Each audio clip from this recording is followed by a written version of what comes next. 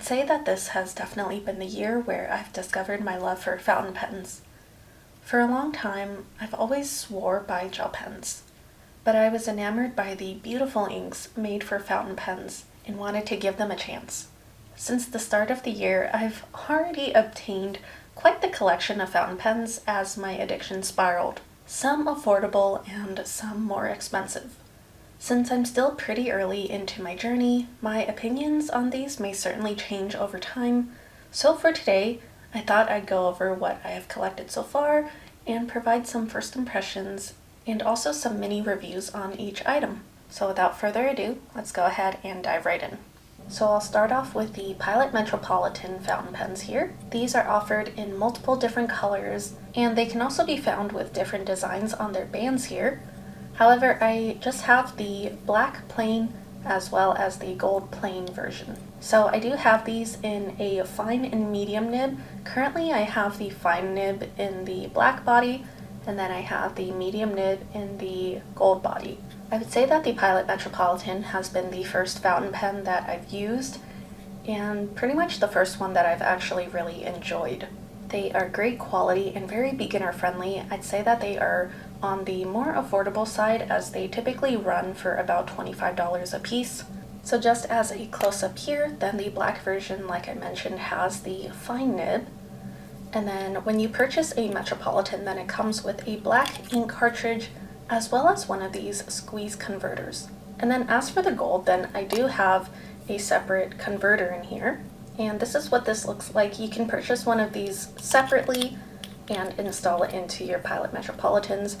I am blanking on the name of it right now, so I'll go ahead and just write it here on the screen in case you are curious about picking one of those converters up yourself.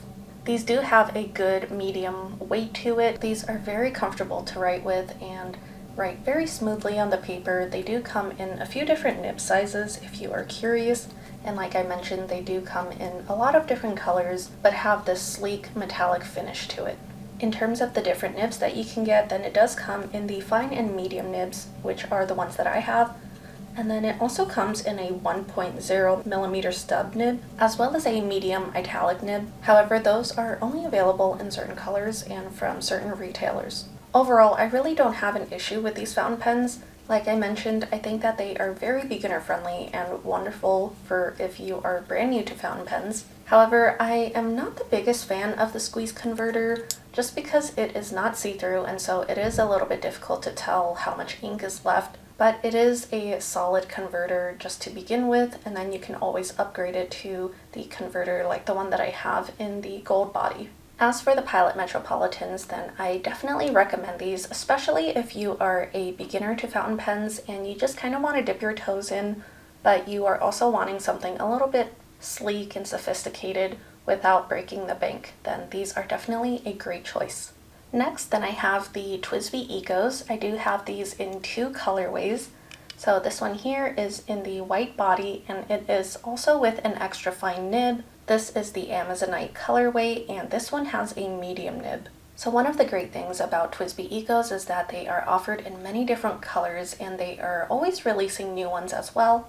Now these can definitely range between $35 to $55 depending on the different metals that they use to make the clips and the bands as well as the nibs. They also come in a wide variety of nib sizes, including the extra fine, fine, medium, broad, and 1.1 millimeter italic. So it was actually the Twisby EOS that reignited my interest in fountain pens this year. With these two Twisbys being around that $35 mark, I just think that they are exceptional quality. They just feel very nice to write with and feel very sturdy and well built. I love the different colors that they offer, and I've really come to enjoy the clear demonstrator that they have here, as well as the piston fill mechanism where you just twist the piston knob here at the end to draw up ink into the body. And it's just really nice because you are able to see how much ink is left inside of your pen, or if you are using a shimmery ink, then it also allows you to just kind of see when the ink starts to settle,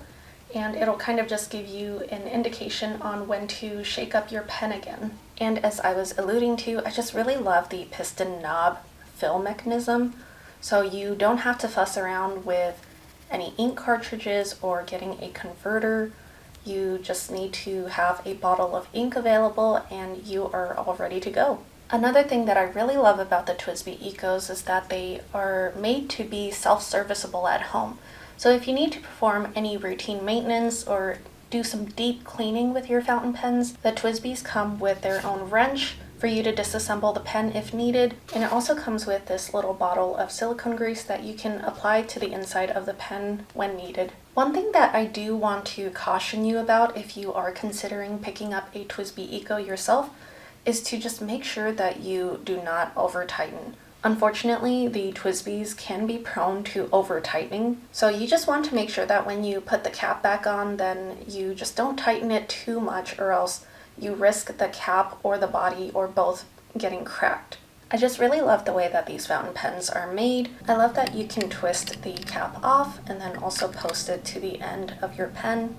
This will just add a little bit of extra weight if you need that in your writing utensil, and it'll also just assure that you have your cap with you at all times and that it's not just going to randomly get lost. But I think that these pens have a good weight to them. They're not too heavy, but then they're also not too lightweight. I would say that they are relatively comparable to the Pilot Metropolitans. If I'm being just a little picky, I'd say that the Metropolitan's even just slightly heavier. Overall, I highly recommend checking out the TWSBI Ecos, especially if there is a specific color that piques your interest. And if you don't want to fuss around with any cartridges or converters, the piston fill mechanism is very straightforward and easy to use. And with the lower range being around $35 for a pen, then I definitely recommend them for beginners and experts alike. Moving on to another TWSBI product, this here is the Twisby Diamond 580 in the Iris shade with a medium nib. This retails for about $85. Much like the TWSBI Eco, it has the clear demonstrator with the piston fill mechanism. It also includes a wrench and silicone grease for maintenance at home. It is weighty and very comfortable to write with. It has this very beautiful iridescent rainbow detailing to it, which I know is completely up to personal preference, but I absolutely adore it. I also appreciate that it's still relatively subtle. It's not like the TWSBI Eco where it has the entire cap and the piston knob covered in the rainbow. Rather, it's only in small areas of the pen as well as the cap. This was the pen that changed the definition of a smooth writing experience for me. I had just never experienced anything like it before. Writing with this medium-sized nib, then it just felt incredibly smooth and soft on the paper, almost plush, which was very interesting and nothing that I've ever experienced before. Similar to the TWSBI Ecos, it does have a twist-off cap, and you can post it, however, it doesn't completely go over the piston knob, and so it just rests directly on the knob here, which personally I'm a little bit uneasy about, especially when you push it down, and if you happen to accidentally twist the cap to try and take it off, then you are also twisting the piston knob. So when I'm using this pen, then I actually prefer to not post it on the end, and then I just hold on to the cap in my left hand or just set it down. So if you're looking for something a little bit more luxurious than a TWSBI Eco, I definitely recommend checking out one of the Twisby Diamond 580s. Aside from the posting, it has all of the same qualities as the TWSBI Eco, just at a slightly elevated experience and price. Now, if you're looking for a pocket-sized fountain pen, then I do have a Twisby Diamond AL Mini. These only come in this silver shade as well as a grape shade, and these typically retail for about $60 a piece. And pretty much like the Twisby Diamond, then it has basically the same exact mechanism with the piston knob, the twist-off cap, and the clear demonstrator here. It just has a slightly smaller ink capacity, obviously because it's a smaller pocket-sized pen. One thing that I do really love about the Mini is that you can twist on the cap at the end and post it to basically have it be like a full-size pen. So I really love that feature, and I just find this pen so adorable but also very practical. It's very comfortable to write with. The nib is exactly like the Iris. It's just very plush and soft, very smooth on the paper. This is also in a medium nib. You will find throughout this video that I typically prefer more of like a medium-sized nib, just because I do really enjoy shimmery inks, and those typically perform better in larger size nibs. And just like the other Twisby pens that I mentioned, it also comes with its own wrench and silicone grease for at-home maintenance. I just really adore this compact size, and I personally don't find any issues with the amount of ink that it does hold. It usually takes me a while to be able to use basically like the entire fill anyway, so at this point in time I haven't had any issues with the amount of ink that it does hold. So I definitely recommend this Twisby Diamond Mini if you are looking for a good pocket-sized pen that has the piston fill mechanism. Alright, let's move on to some Jinhao pens. So here I have the Jinhao 82s. These are technically supposed to be like a knockoff of the Sailor Pro Gear Slims, I believe, which I have never tried the Sailor ones before, but these Jinhao ones typically retail for about $9 to $10 a piece, so they are extremely affordable. They do come in a couple of different nib sizes, including extra fine, fine, medium, as well as a bent nib size, which I thought was very interesting. All three of these are in the medium size, and there is just an abundance of colors to choose from in terms of the body and the materials that they are made from. So the ones that I have here is Lake Blue, Coffee Fluorescent, and the Olive Green Clear. To me, these feel pretty lightweight, not too weighty like the other pens that I've mentioned, but they're also not extremely light either to where they just feel extremely cheap. Personally, I do prefer the look of these two pens, the coffee and the olive green. The Lake Blue here, personally, to me just feels very cheap. The plastic just kind of gives it a cheap look, and then it's also, for some reason, lighter than these two.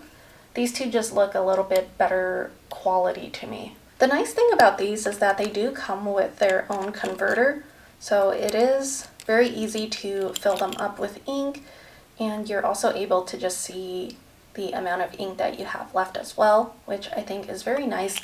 They're decent, they're nothing special, but they also get the job done, which is all that I can really ask for. The cap is a twist-on, but then you can also post it at the end just by pushing it onto the pen. So it just looks like this. It does add some more length to the pen here, so it just makes it feel a little bit more distributed in terms of weight on your hand. Now, unfortunately with these, it seems to be an issue that I have with all three of them, but it's been pretty disappointing just because I've read really good reviews about these pens, just with how affordable they are and that they write very smoothly for other people. But unfortunately, my experience with all three of these has been that they are just incredibly scratchy on the paper. They do not feel smooth at all, and even though they are a medium nib size, they just feel very scratchy, and especially the green one. I've been trying to adjust the tines for this green one because when I write in one direction, then it feels much more scratchy than when I write in a different direction. So I was thinking that maybe the tines were just misaligned, but no matter what I try, then it just doesn't seem to help. And it just feels so scratchy on the paper, which I really dislike, and I'm just kind of at a loss as to how I would be able to fix this one. And then I also wanted to mention my issue with this brown one when I first got it, was that when I first got it, I cleaned it out, filled it up with ink, and I was able to see the ink visibly come out of the feed, but when I turned it around, I wasn't able to see any of the ink in the breather hole here. So what that indicated to me was that perhaps the nib itself was just too close to the feed, and so there just wasn't enough space in between for the ink to flow through to the tip of the nib. So it took a lot of maneuvering and tweaking around and just kind of experimenting to see if I would be able to create a little bit of space in between the feed and the nib, to where eventually I was able to get it to flow. But even to this day, I feel like I still struggle to get a consistent flow with this pen. So unfortunately, it's just been a very disappointing experience with these Jinhao 82 pens. Fortunately, they were very inexpensive, so I'm not too heartbroken about it, but I would definitely not recommend getting these, and I don't plan on getting any more in the future. Moving on to a couple more Jinhao pens. These are the Ginhow Tens, and so these are basically like a Pilot Vanishing Point knockoff. These typically run for about $20 a piece, and they do come in a variety of different colors and finishes. So here then I have the caramel orange as well as the brushed matte gold. These are both in the fine nib size. They are only offered in an extra fine and fine size. So these here also come with their own converter, which is very nice. And I really do like the weight to these. They are very weighty and they do look very beautiful and really high quality for being only about $20 a piece. Now, because these are the only two retractable fountain pens that I currently own, I don't have anything else to compare them to, specifically anything like more high quality. But my main issue with these is just the amount of hard starting I've been having. If I don't use these pens after like 2 days or more, then they are just very prone to hard starting and it takes a while for them to start writing smoothly again.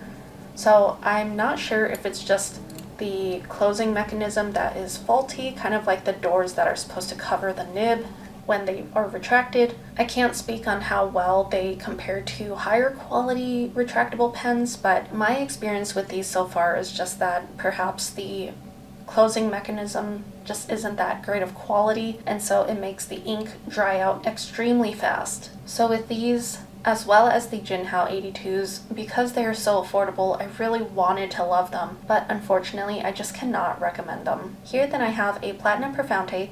This is in the Night Sea color and it has a medium nib. These sell for about $11 a piece and there are a few different colors that you can choose from. These are only available in a fine and medium nib size, and if you are at all familiar with their popular Platinum Preppy, then this is basically what they consider to be a slightly leveled up or more sophisticated version of that. I really do just like the simple and sleek packaging that it comes in, and when you first purchase these, then it does come with a blue-black cartridge. However, when I purchased this, then I also decided to purchase a converter to go with it. So with this fountain pen, then it just has a cap that snaps on and off, and then you can also post it to the end.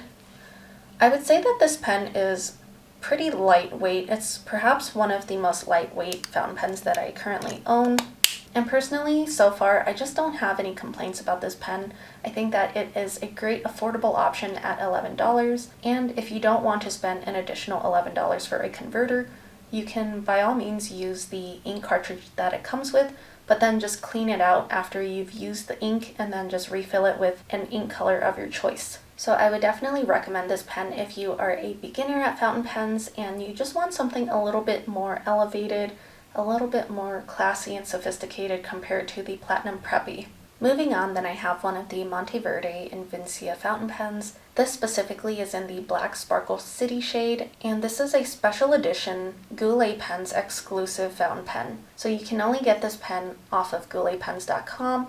It is also available in a blue Sparkle City. Currently, then it retails for $63, and it is available in quite a few different nib sizes. This one here, then I got it in medium. So it is coated in this beautiful black lacquer, and then it has a bunch of holographic glitters just immersed inside of the lacquer, and it's not coated over the glitter, and so you can definitely feel the texture of the glitters, which is very interesting. I really love how sleek and chic it looks. It's quite a weighty pen. I'd say that it's very comparable to the Pilot Metropolitan pens. And the cap is also a twist off, and then you can post it just by pushing it onto the end of the pen. I really love the large number 6 black nib that is included.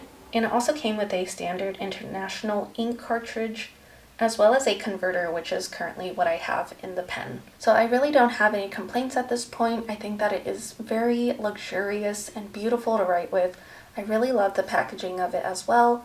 I think that during the day, then the glitters aren't too intrusive or anything, but in low lighting, then the holographic really stands out and looks absolutely stunning. So I definitely recommend this if you are also a fan of holographic sparkles in your pens, if you are looking for something sophisticated, but also with a touch of pizzazz or glam to it.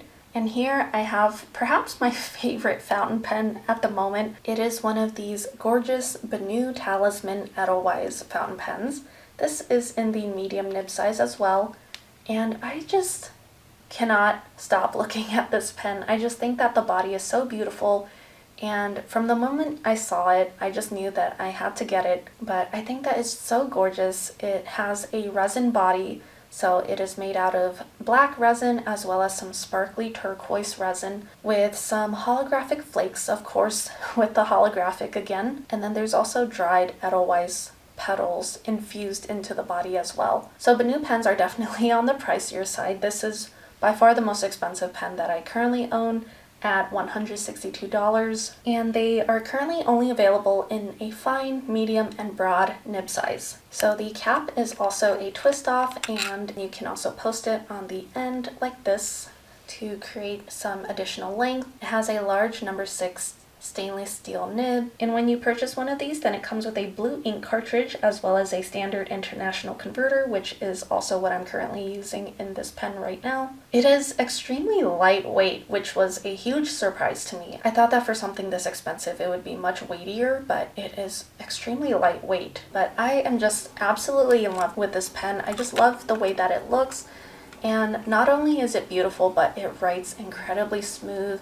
I have absolutely no issues with the nib whatsoever. It just writes very soft and plush on the page, and I've just been so happy with it so far, and I've been trying really hard to not only reach for this fountain pen and to remind myself that I have plenty of other fountain pens that I can reach for aside from this one. So I definitely recommend checking out Benu if you're interested in getting some very elegant and beautiful looking pens. And lastly, just as kind of like an honorable mention, only because it's unfortunately discontinued, but the last fountain pen that I do have in my collection is this adorable, tiny little Pilot Petite 1 fountain pen. So it just breaks my heart that these have been discontinued, because this, along with the Pilot Metropolitan, were the first fountain pens that I really tried and really fell in love with. After all these years having this Pilot Petite fountain pen, then I just love it even more. From what I remember, it was fairly affordable, and I just really wish that they would bring these back,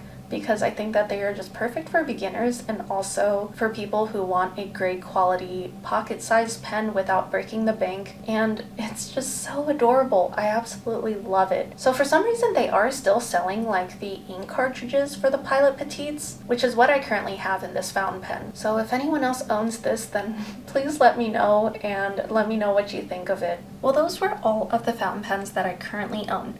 I hope you enjoyed the video and found it helpful. Let me know what your favorite fountain pens are. I'd love to know. Thank you so much for watching, and I'll see you in the next one.